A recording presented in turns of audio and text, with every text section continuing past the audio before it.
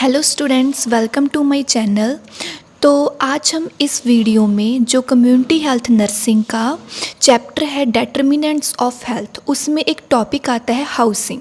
ठीक है, तो आज हम उस टॉपिक को डिस्कस करेंगे। तो सबसे पहले हम हाउसिंग की इंट्रोडक्शन देखते हैं कि इसमें हम क्या पढ़ेंगे, इसका मतलब क्या है। ठीक है, housing is not merely a physical structure, rather it is extensively related to residential environment. Housing क्या होता है ना कि सिर्फ ये एक फिजिकल स्ट्रक्चर ही नहीं होता कि जैसे एक घर है, ठीक है, वो ईंटों से बना हुआ है, वो चूने से बना है, सीमेंट से बना हुआ है, कंक्रीट से बना हुआ है। ठीक है, हम उसे ही हाउसिंग नहीं कहते, बल्कि वो हमें जो रेसिडेंशियल इन्वायरमेंट प्रोवाइड करता है, जिसमें एक फैमिली रहती है, उसे हम हाउसिंग कहते हैं। ठीक है, there is no meaning of a brick mortar or concrete structure if it does not have all those facilities and environment that is essential for the physical, psychological and social well-being of the people living in it।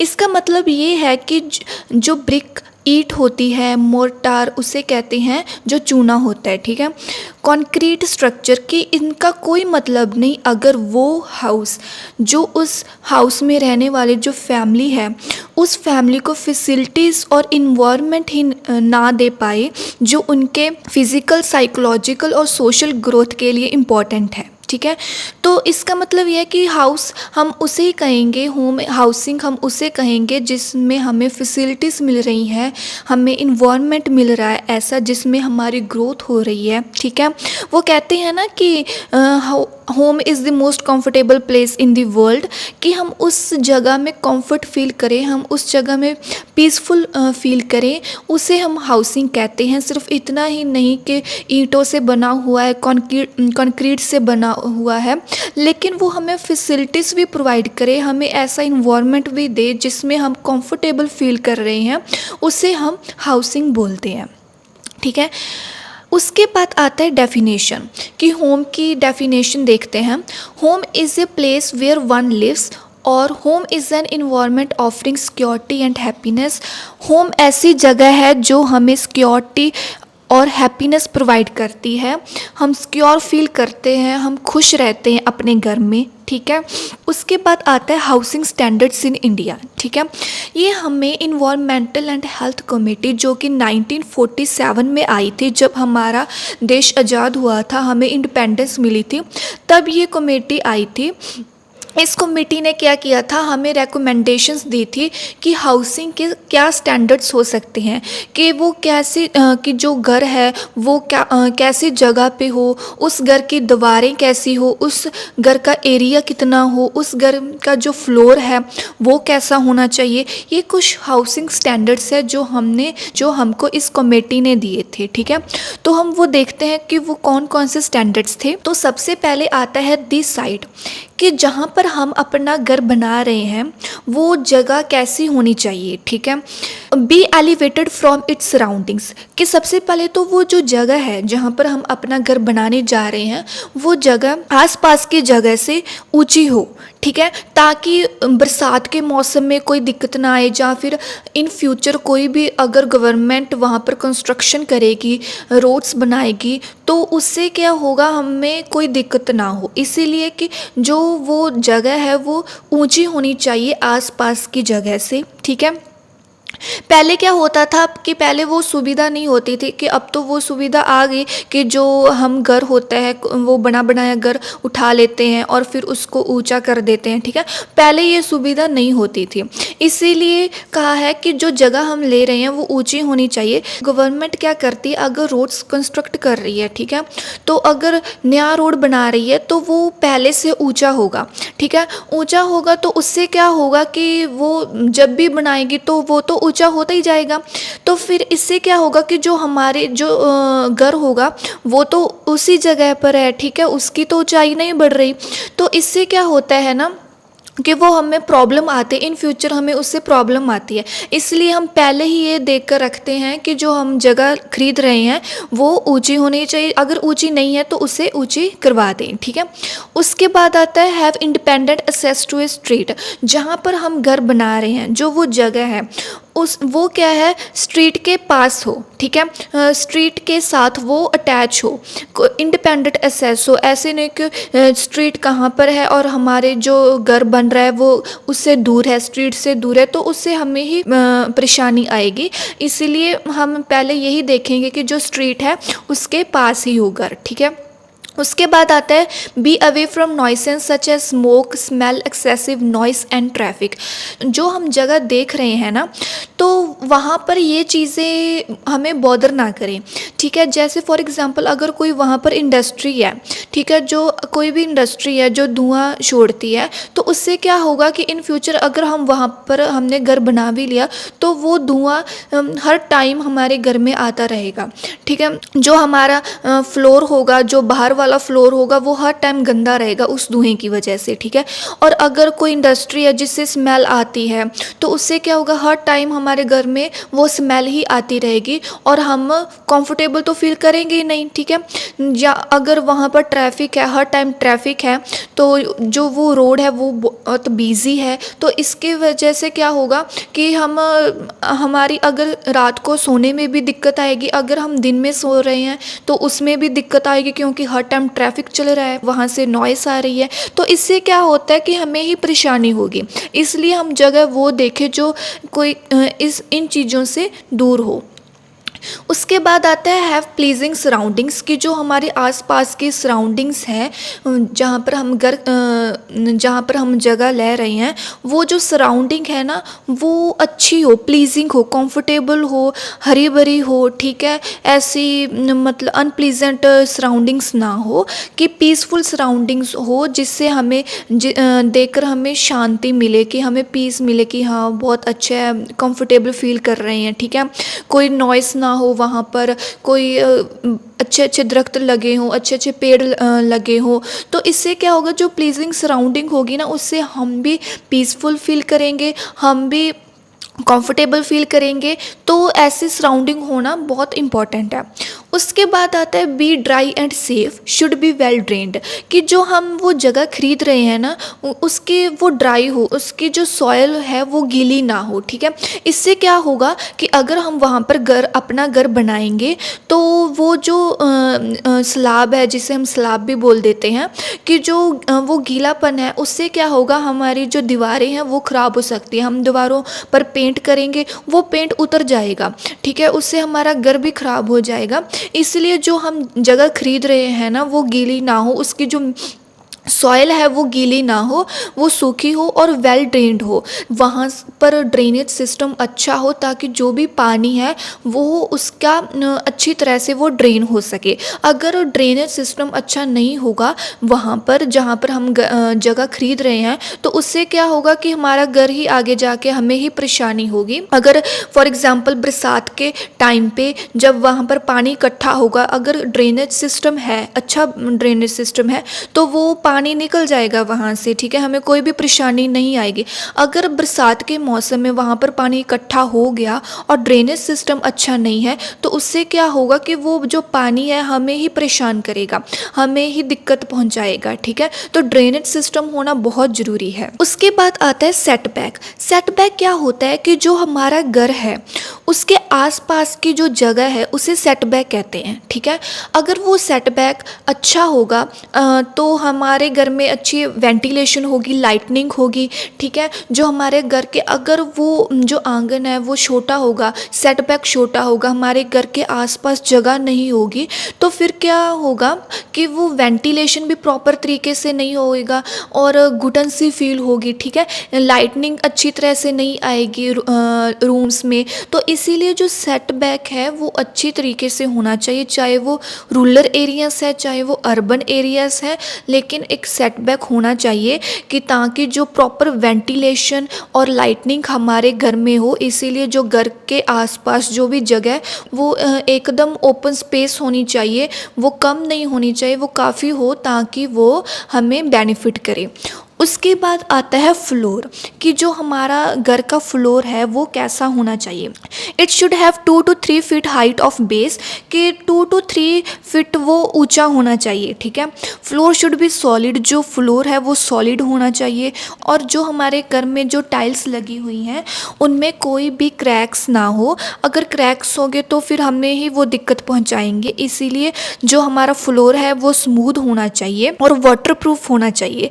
Waterproof इसीलिए होना चाहिए, अगर वो waterproof नहीं होगा तो जो अगर पानी बरसात के मौसम में पानी आ गया तो वो अगर वहाँ से नीचे चला गया, फ्लोर वाटरप्रूफ नहीं है और वहाँ से अगर नीचे जाएगा तो जो हमारी घर की जो फाउंडेशन है, ठीक है, फाउंडेशन जिसे हम नींव बोलते हैं वो ख़राब हो जाएगी। अगर वाटरप्रूफ होगा तो फिर जो हमारा घर है वो बहुत टाइम तक जो अच्छा रहेगा, ठीक है। नहीं तो फिर उसकी जो नींव है, फाउंडेशन है, वो ख़राब हो गई तो घर भी ख़राब हो सकता है। उसके बाद वॉल्स कैसी होनी चाहिए, कि जो वॉल्स है ना वो स्ट्रॉन्ग हो, ठीक है, स्ट्रॉन्ग होनी चाहिए और वो हीट अब्जॉर्ब ना करे। क्योंकि ऐसा है ना कि अगर जो हमारे वॉल्स है, दीवारें हैं, अगर वो हीट अब्जॉर्ब करेंगी तो उसमें रहने वाले जो लोग हैं उन्हें परेशानी होगी। वो तो ऐसा हो जाएगा कि माइक्रोवेव जैसा काम हो जाएगा, ठीक है। अगर गर्मी में पहले ही जो इतनी गर्मी पड़ रही है और ऊपर से जो दीवारें हैं वो हीट को अब्जॉर्ब कर रही हैं, तो उस रूम में रहने वाले जो इंडिविजुअल्स हैं, लोग हैं, तो फिर वो तो गर्मी से मर जाएंगे, ठीक है। इसीलिए ऐसी दीवारें ना हो जो हीट को अब्जॉर्ब करें।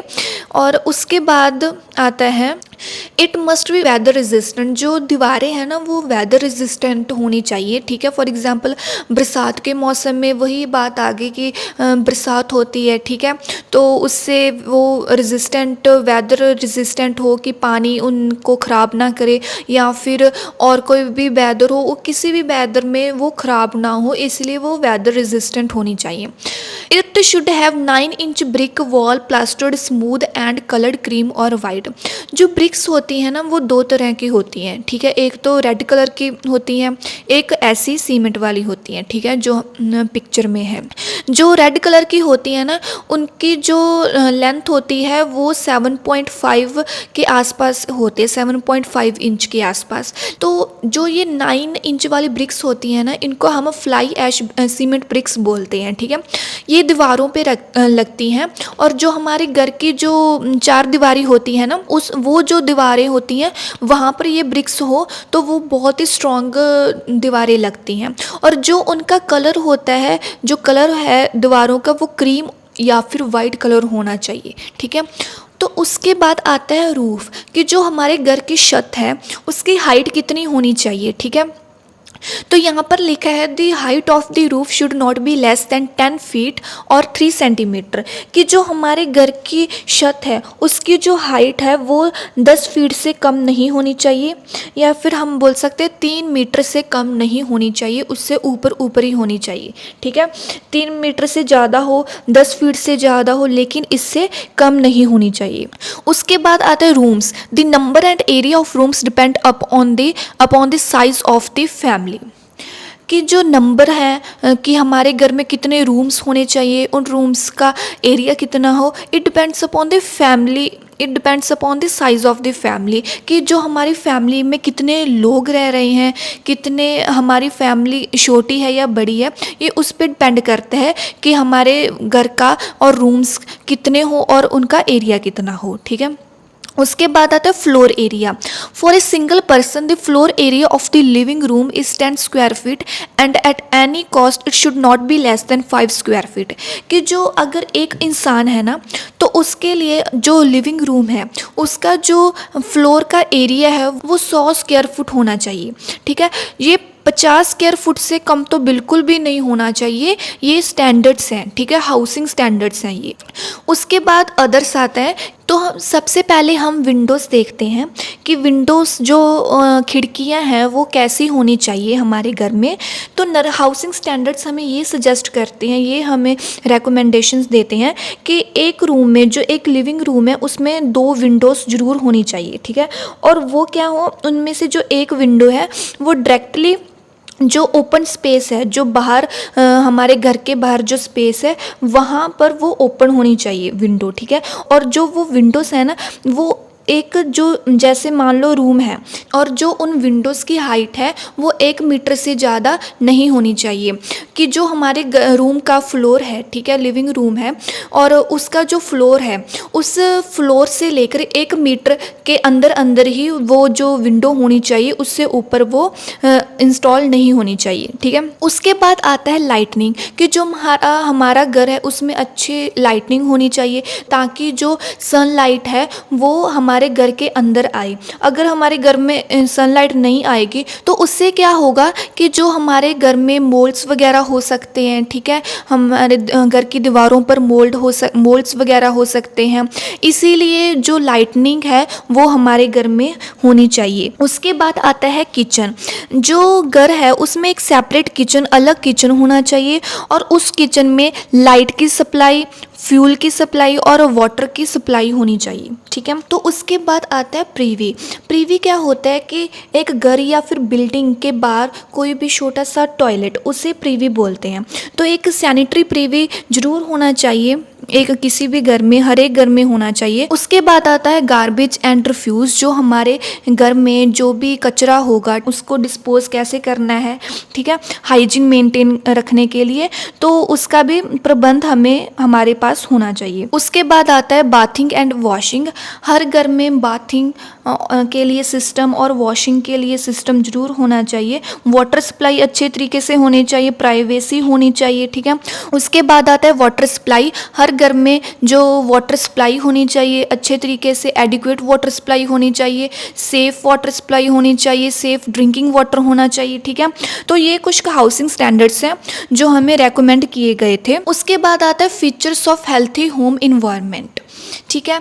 तो वो कौन कौन से फीचर्स हैं जो हमारे घर को एक हेल्थी बनाते हैं, हमको एक इन्वायरमेंट प्रोवाइड करते हैं जो कि हेल्दी हो, ठीक है।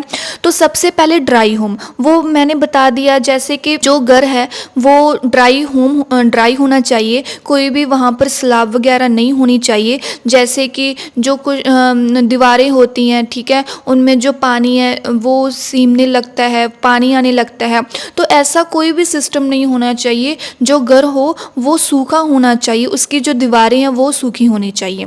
उसके बाद आता है क्लीन, कि जो हमारा घर है वो साफ़ सुथरा होना चाहिए, कोई वहाँ पर कचरा ना हो, ठीक है। हर रोज़ जो उस घर की सफाई होनी चाहिए। तो उससे क्या होता है, वो हमें मेंटली भी खुश रखता है, हमें बीमारियों से भी बचाता है अगर हमारा घर जो है साफ़ सुथरा हो। उसके बाद आता है कंफर्टेबल। जो हमारा घर है वो कंफर्टेबल होना चाहिए, रहने के लिए कंफर्टेबल होना चाहिए, ठीक है।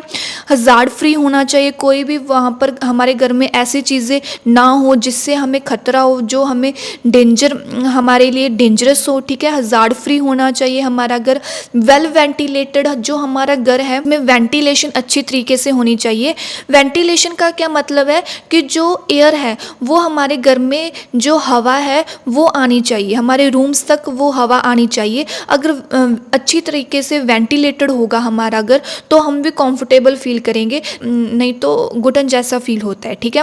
उसके बाद आता है हेल्थी सराउंडिंग। ज़रूरी नहीं कि जो हमारा घर है वो अगर अंदर से ड्राई है, अंदर से क्लीन है, कंफर्टेबल है, ठीक है, अच्छी तरीके से वेंटिलेटेड है, हज़ार्ड फ्री है, तो वो हमारे लिए हेल्थी है। लेकिन जो हमारा घर है उसके आसपास की सराउंडिंग्स कैसी हैं, वो सराउंडिंग्स भी पीसफुल होनी चाहिए, प्लीजेंट सराउंडिंग होनी चाहिए, तभी वो जो घर है वो हेल्थी होगा, वो जो इन्वायरमेंट है वो हमारे लिए अच्छा होगा, ठीक है। उसके बाद आता है poor housing and its effect on health, कि अगर जो हमारी हाउसिंग है वो अच्छी नहीं है, पुअर हाउसिंग है, तो उसकी वजह से हमारी हेल्थ पर क्या असर हो सकता है, ठीक है।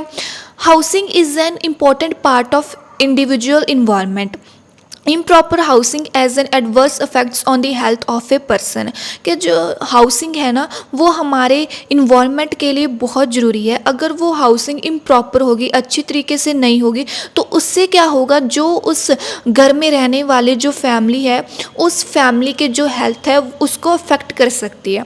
तो वो कौन कौन सी चीज़ें हैं जो हमें अफेक्ट कर सकती हैं, तो वो है सबसे पहले आता है एक्सीडेंट्स। अगर हमारे घर की जो कंस्ट्रक्शन है फॉल्टी है, कोई उस घर में इंजीनियरिंग डिफेक्ट है, तो उससे क्या होगा, कोई ना कोई एक्सीडेंट जरूर होगा, फैमिली के मेंबर्स के साथ एक्सीडेंट होगा जिससे हमारी हेल्थ जो है अफेक्ट हो सकती है। ठीक है, उसके बाद आता है आर्थ्रोपोड्स, जैसे कि house flies, mosquitoes, fleas and bugs. अगर हम हमारे घर की अच्छे तरीके से सफाई नहीं रखते, वहाँ पर जो पानी है वो जमा हुआ रहता है। ठीक है, हम बग्स को नहीं निकालते, हम फ्लीज को हमारे घर से नहीं निकालते, तो उससे क्या होगा, हमें ही बीमारियाँ होगी। तो उन चीज़ों का ध्यान रखना हमारी जिम्मेवारी होती है। ऑब्स्ट्रक्शन इन डेवलपमेंट, अगर हमारे घर की हाउसिंग अच्छी नहीं होगी, जैसे कि मैंने अभी बताया कि अगर वहाँ पर आर्थ्रोपोड्स हैं तो उससे क्या होगा, हमारी फिजिकल डेवलपमेंट नहीं होगी, मेंटल डेवलपमेंट नहीं होगी। अगर हमारा घर अच्छे तरीके से बना हुआ होगा तो उससे हम भी खुश रहेंगे, हम कंफर्टेबल फील करेंगे, हम कोजीनेस फील करेंगे हमारे घर में, जिससे हमारी भी मेंटल और फिजिकल डेवलपमेंट होगी। मोर चांसेस ऑफ इन्फेक्शन, अगर हमारे घर में अच्छे तरीके से सफाई नहीं होती, ठीक है, उससे क्या होगा, हमें रेस्पिरेटरी इन्फेक्शंस और स्किन इन्फेक्शंस होने का खतरा रहता है। तो हमें रेस्पिरेटरी इन्फेक्शन कौन कौन सी हो सकती हैं, जैसे कि common cold, tuberculosis, influenza, diphtheria, bronchitis, measles, whooping cough, ये कुछ इन्फेक्शंस है जो हमें पुअर हाउसिंग की वजह से हो सकती हैं। अगर हम स्किन इन्फेक्शंस को देखें तो कौन कौन सी हमें स्किन इन्फेक्शंस हो सकती हैं, वो है स्केबीज, रिंगवॉर्म, इम्पेटिगो, लेप्रोसी। तो ये कुछ स्किन इन्फेक्शंस है जो हमें पुअर हाउसिंग की वजह से हो सकती हैं। तो हम देख सकते हैं कि जो हमारा घर है वो कैसे हमारी हेल्थ को अफेक्ट कर सकते हैं। ठीक है, हमें रेस्पिरेटरी इन्फेक्शंस हो रही हैं, हमें स्किन इन्फेक्शंस हो रही हैं। कई बार क्या करते हैं, हम नज़रअंदाज कर देते हैं इन चीज़ों को। ठीक है, हमें लगता है कि नहीं ये तो छोटी मोटी चीज़ है, इससे क्या होगा, लेकिन नहीं, वो हमें सबसे ज़्यादा इफेक्ट करती है। ठीक है, जैसे रैट इन्फेस्टेशन, अगर हमारे घर में चूहे हैं और हम देख नहीं रहे, उनका ध्यान नहीं रख रहे, उनको निकाल नहीं रहे हम हमारे घर से, तो उससे क्या होगा, हमें प्लेग हो सकती है। ठीक है, तो उसके बाद आता है साइकोलॉजिकल इफेक्ट। इसमें क्या आता है, सेंस ऑफ आइसोलेशन, कि जो लोग, जैसे कि ऊंची ऊंची बिल्डिंग्स होती हैं, ठीक है, हाई बिल्डिंग्स होती हैं जिनकी हाइट काफ़ी ज़्यादा होती है, तो उस बिल्डिंग्स में जो अपर फ्लोर होते हैं, तो उन फ्लोर्स में जो लोग रहते हैं तो कई बार उनमें सेंस ऑफ आइसोलेशन देखने को मिलता है कि वो अकेले रहते हैं। ठीक है, जिसकी वजह से उन लोगों में न्यूरोसिस और बिहेवियरल डिसऑर्डर्स देखने को मिलते हैं। तो इससे ये पता चलता है कि जो हाउसिंग होती है ना, वो बहुत इंपॉर्टेंट होती है हमारी डेवलपमेंट के लिए, क्योंकि अगर हाउसिंग अच्छी ना हो तो वो हमारी जो हेल्थ है उसे अफेक्ट कर सकती है। ठीक है, तो आज की वीडियो में इतना ही। तो अगली वीडियो में हम इंदिरा आवास योजना को पढ़ेंगे कि उसकी हिस्ट्री क्या थी, उसके बारे में पढ़ेंगे, उसकी इंट्रोडक्शन पढ़ेंगे, बेनिफिशरीज क्या है। ठीक है, thank you so much for watching my video. Please like, share and subscribe my channel.